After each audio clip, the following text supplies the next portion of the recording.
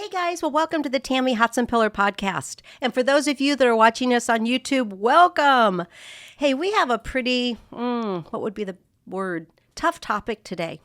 I have a friend that I've invited into the studio that has a similar experience with, really was a violent shooting in a high school.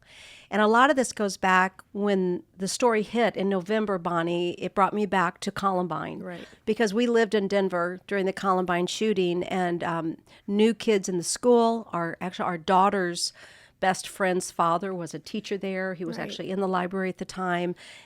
So we were living very close to Columbine, and we had to deal with a lot of that. And of course, as most of us know, there have been a lot of shootings. There's just this sense of anger, of rage, of violence, of confusion, kids trying to figure out who they are. I do a lot, obviously, both as a pastor here at the church and in my coaching, meeting with a lot of young people that are struggling with gender issues, they're struggling with identity issues, they're struggling with purpose, they're suspicious. There is this spirit of confusion in our society today, to be honest. Yeah. And I don't know if it's that we just try to put a Band-Aid on it after the fact. If we don't know what to look for, we definitely don't want to profile, because in this case, you could not have profiled these boys. Not at all. I mean, Not at all. You knew them. And so tell us a little bit about your involvement, your son being there, the school, put it in context of where we are now here in California, and tell us a little of your story. Right. So my son, my oldest son, goes to Saugus High School in Santa Clarita, California. And on November 14th, happened to be at home. I was working from home that day. And I got a text on my phone saying that there was a lockdown at the school and there was police activity and don't come into the area. So I, of course, went straight to the Facebook page that the parents are on, and I just see shots fired. And, you go, well, maybe it wasn't. And then within, a couple minutes, I figured out it was real. The kids were running. They said shots fired. And so I was, of course, started texting my son, and it was probably the longest 5 minutes of my life, really. And he finally got back to me and said he was safe. He was on lockdown. He's in the middle of the school. And then that's all I heard from him for a while. But I was keeping track on the Facebook page, and then I turned on the news, and legitimately there was a shooting. Kids were down, and so, it strikes terror in your heart as a parent, because you have no idea what's going on. You don't want to get involved in it and take away from what's happening at the school, but you're panicked. Yeah. And you think, it happens, but really, is it going to happen at your school with your son in, this lovely community that you feel you're protected? Well, I can tell you it's going to happen. Yeah. It can happen anywhere. Yes. And so I finally, throughout the course of the day, I ended up picking up my son. And the first thing I said to him is like, do you know who did it? And he's like, yeah, Mommy, I do. And he gave me the person's name, and I about threw up. Because not only did he know him, he was a friend. He was somebody who had spent the night at our house. Somebody that never in a million years would we thought would have been able to pull this off, to do it. Like, there was just no reason for it. We couldn't have profiled. Take it back, because the first thing I said to him is like, I think of Columbine, where everybody was like, yeah, I kind of could see it. They, were angry or, aggressive, or they dressed a certain way. This kid was, a great student, an Eagle Scout, went to church, ran cross country, was athletic, had a girlfriend, a normal, and, friends of friends of friends who I would have no problem sending my child with were friends of this. So none of us, and I have sat with my son on multiple occasions and said, anything, did he say anything? And no, Mommy. And so it adds to, it's so hard, because that these families that lost their children, so 6 kids, or 5 or 6 kids were actually shot, 2 were killed. And those families, the grief that they must be feeling, because it was just senseless. Yeah. But then the other side of it that we're dealing with is the kids that knew him that are trying to process what happened. What could they have done different? How could they have stopped it? And so they have all of this, anxiety in them. And then it's moved on to I'm getting texts and calls from my son when he hears helicopters over it and when he hears, police cars or sees a lot of police activity. And he tells me like, when I say, hey, call me, he starts to panic, like what's happening. So the things that are triggering him that I had no idea would even come up, all of a sudden it does. It happened, and just a couple weeks ago, or like I think last week, they had an incident where it sounded like shots were fired and everybody went into panic mode. And he called me and had to leave school because he literally had brought up his anxiety again. And, he's just one story of 2,500 families and how it spreads. Yeah. And well, let's take a minute here because there are people listening right now and their kids are in high school. Maybe they've been a part of a shooting. Maybe they're the one who said, not my school ever. Right. Help us as a mother with high school kids. How do you talk to your kids? Now, it's hard, especially as these kids get into high school. They think they're adults. They just don't know they're not yet. Right. And they're smarter than mom and dad. How do you start the dialogue? How do you build a relationship with a child that is honest with you? Where would you say you start with that? Right. Well, for us, it starts a long time ago because we've always just had very open communication. They can talk to us about anything. The other part of it is my husband's in law enforcement, so my son kind of had an idea of what to do and how to react. And I think the training that he had gotten from his dad really kicked in and helped him. And this is him personally. There are so many kids who have another story. But also kind of knowing when the time is right, when he's ready to open up about it. I always text him. I always ask him questions. But it seems to be one, and this has been his entire life, every time we're in the car, that's when he has a conversation with me. I think it's because he doesn't have to look me in the eye. He doesn't have, I can be doing something else and he can talk to me about things without feeling like I'm staring at him or going to grill him. He just talks. Right. And put your kids in the car and go for a drive, and see what comes out.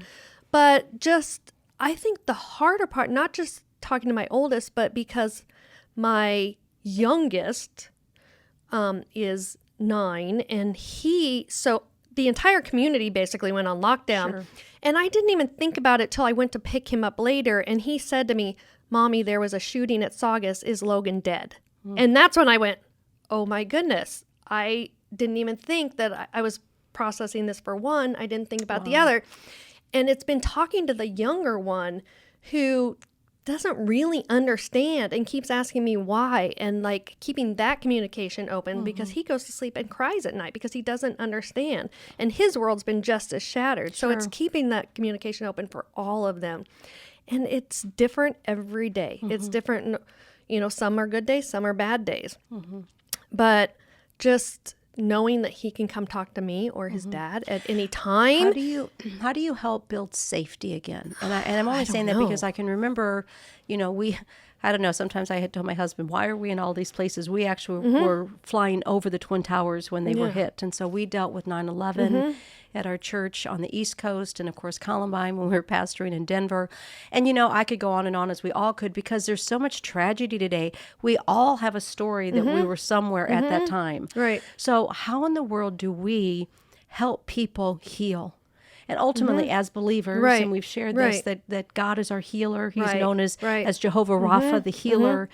He meets us in the quietness of our soul, and he is our comforter and our shield. And we know that. And to me, he is my refuge. Right. 100%. And I'm sure in your family as well, praying and asking God to heal. But we also live in a very real world with emotions and confusion. And how do we begin to build a safe place again for our children, that they want to go to a mall or they want to go to a movie with their friends? Or what do you think? How would you begin to build a safety net for them again?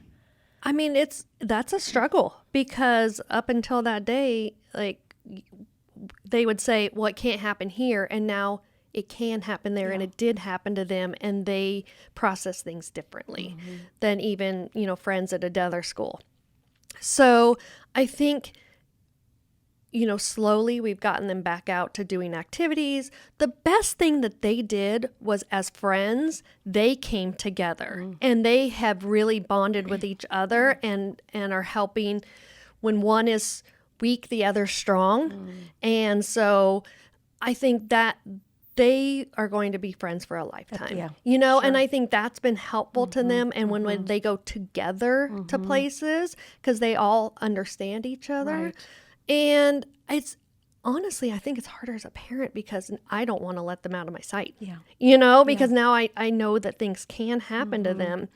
So and there's always the question, why them and not me, and why me and not them. And you've mentioned the question, why not just the boy, but the 2 that were lost and the 5 that were shot, and they were their friends. And I remember, again, we went through that. And, right now, let's just take a moment. We all question sometimes the whys. Right. And for me, I know walking through a lot of adversity in my life, it was the dark hour of the soul that God met me. Right. And we've made reference to this before. If we don't have a relationship with God, we are helpless and we are hopeless. Right. And I really want to encourage those that are listening, because everyone listening right now, if you've not been in a situation like this, someone who has, or the day may come that you will, God forbid. And let me just encourage you that these are stories. They're real stories with real people that have gone through real crisis and tragedy. But the message here is that we live in a fallen world with fallen people, wounded, broken, hurting people. And you've said a couple great things, many great things, but a few that I'm taking away with. One is that you have to be in community. When you go through crisis, you have to have a community that you process with. And you have to have someone that you can talk to. You have to have someone that can help you understand that, not to feel guilty and not to feel ashamed that you lived and they didn't. That was a big thing with Columbine. Yeah. Our daughter had a friend who said, why didn't I die? Right. And so you go through a lot of those mixed emotions. And, who would have ever thought that the average person had to be a counselor and psychologist today?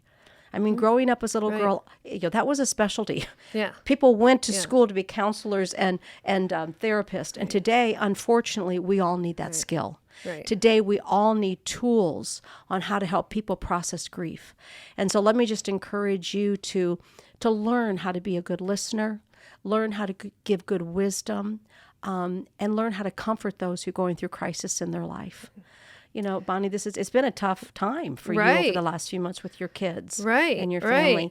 Anything else that you might want to say to those that are listening as a parent? I think, just hug your kids tight, just hold on to them. And I mean, you can't bubble wrap them like I'd like to do, but and you have to let them out in the world, but know they have a safe place to come home to. That's and good. They can talk to you about anything. Yeah, I mean, I think that open communication, really, it's a bigger subject of a mental health You're right. crisis It that we is. have It is. happening. Absolutely. I think social media really has deepened that crisis. It's so. I mean, I'm afraid for the future at this point if we don't get a handle on this. Right. But I'm afraid, except I'm not. I'm watching these kids. And the future with them is going to be fabulous. They are so compassionate and they're smart and they're just very loving people. I watched, 16-year-old boys wrap their arms around each other and just say, I love you so much. It's okay. And I was like, I was crying with them because I thought that is so beautiful. Let's highlight the best. And I think you just said a great statement there, because the pendulum always swings. And if we can grab these kids now where they're, we mentioned this earlier, that they're in a strong community. Right. And I believe a faith-based community, because I believe ultimately they need very God. much so. They need God. But we just really want to pray that over our society. We want to pray that over the culture. And to you, again, we've got to be careful with our kids on social media, because that's where a lot of this begins to happen.